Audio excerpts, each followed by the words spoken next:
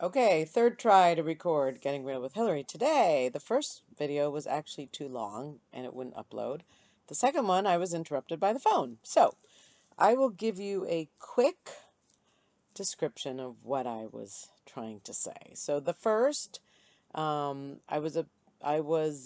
had had a date with this guy who the first night, second night I was with him, said something about moving in with him, and I kind of freaked out. So, after 10 days of not knowing what to say and being this pleasant, people pleasing mute and not saying a word, like I don't know who I was being, but it wasn't the real me, I finally spoke up and said, Look, um, there's a guy that I used to know who's kind of come back into my life. I didn't think it was fair to you, so I just thought I would tell you. So he was like, Okay, that's fine. He goes, Well, you know what? I'm going to keep doing what I'm doing, going out or whatever.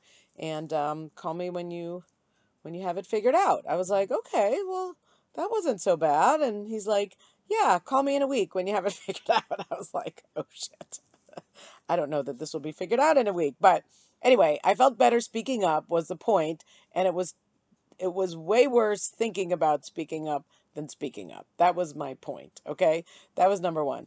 Number two is with the coronavirus, we had a seminar last night. A lot of people stayed home, and we went, and I was very calm, had the facts about the virus, not afraid at all.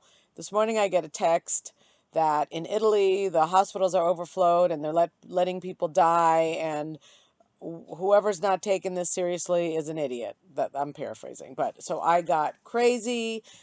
All of a sudden, I had this dry cough, and I texted the guy I was supposed to meet just to let him know, and he said, "Don't, don't come." So I'm sitting here while we're on a call, and all of a sudden, I'm not feeling well, and um, I was I was thinking, like, who's right?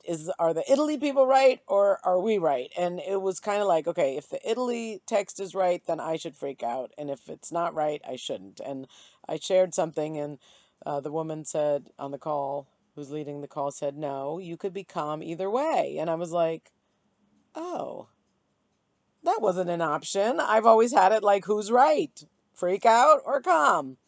Like, someone's got to be right. So that was good to see that I can just become either way. That was never something I had ever thought about. That was number two. The third thing was,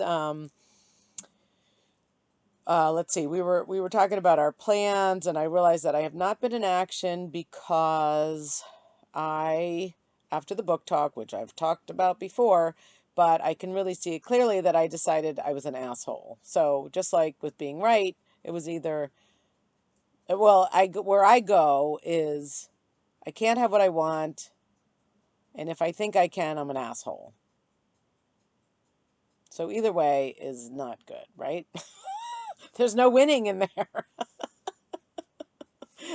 So, given that I was an asshole, I really couldn't see anything that I wanted to accomplish because it didn't really matter. So, giving that up can give me freedom to actually go back out and do this. But I was really kind of locked into I'm just an asshole, and I was sad about it.